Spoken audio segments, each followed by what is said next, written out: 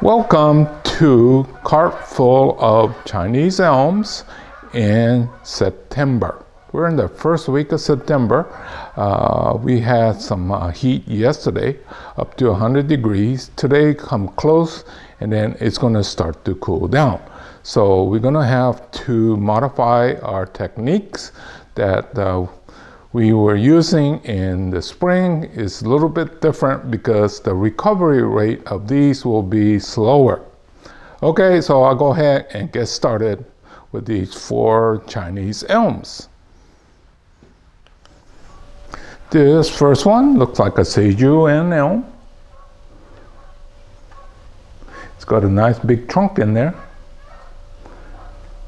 Need to be cut back.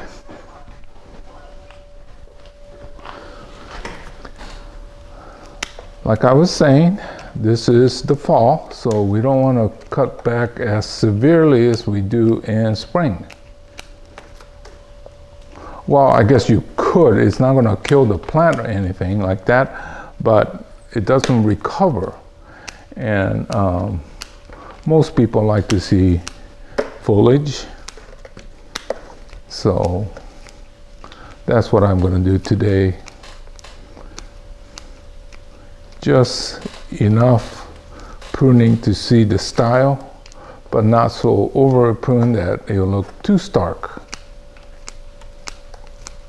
Now, if it's yours and you wanted to do that, that's okay. But especially when you're in the commercial aspect, you got to make sure that you leave some foliage on, because people, well, I guess not all people, but most people want to see some foliage.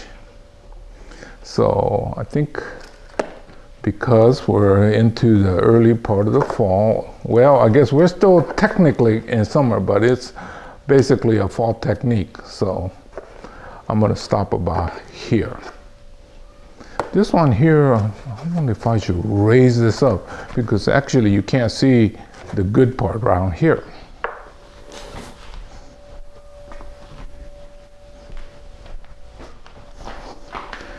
Okay, here's another one. So like I said, I'll be doing light pruning just so that people could see what's in there, but keep enough foliage.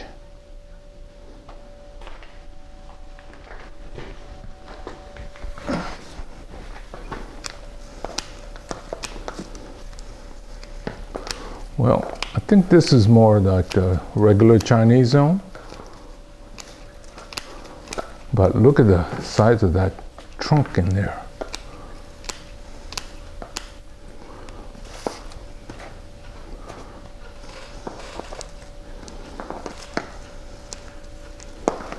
You know, it's not like I've been neglecting this completely.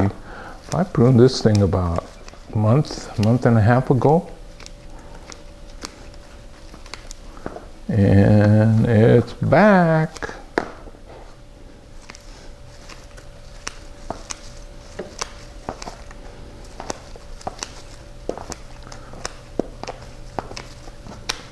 Wow, look at the size of that trunk.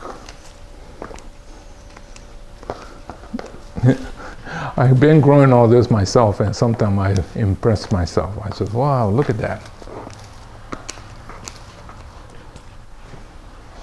Yes, it is a big trunk. Okay, so I just touch it up and I call it quits.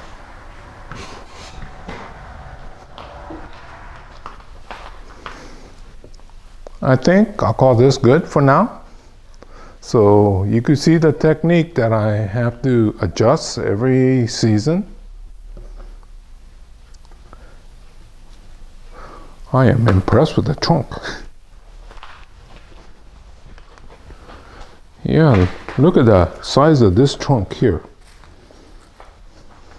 I wonder where I got this one. This one here is the Sejuan elm. It looks like it's got a decent trunk. So I'll get to the light pruning.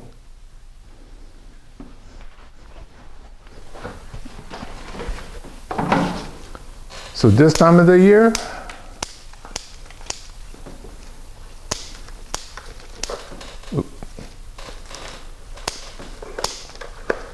just get rid of these really vigorous growths that went up too high, but more or less keeping a lot of the greenery.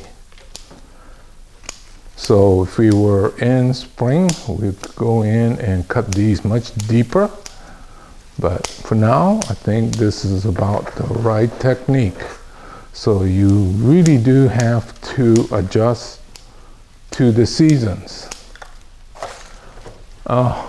Next year, I plan to restart my classes, and it's going to be called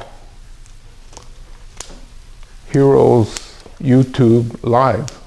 Basically, it'll be in-person lecture and demo, and I'll be actually doing the same thing that I'm doing now, except that you can ask the questions live. I had this class a few years ago, well actually before the pandemic, and it was quite successful, but it was called something else, and I thought, hey, now that I'm starting to do a lot more YouTube, I call it YouTube Live. So yeah, I'll be doing that once a month. I know some of you live in kind of a distance, but it still might be worthwhile. I'll start the class at 10 o'clock and then you'll run for 2 hours. So hey, any of you that are far away but still could make it, you're more than welcome. I'll have the exact dates as we get to the next year. But hey, so this is it for this one. Of this group, I think this one had the most training. This is a rough bark. I don't think it's quite a cork bark. It has distinctly rough bark, but it's, I've seen the cork, and then those tend to be a little bit more corky, I guess. But anyway, I've been training this. This one used to go up, so now I got it down, so we're gonna go horizontal. And like I was saying, this one probably required the least amount of pruning of this cartful. I was using that green tie. This one used to go up like that. So I used it to pull down like that, right? Well, what I'm gonna do next is, see this branch right here?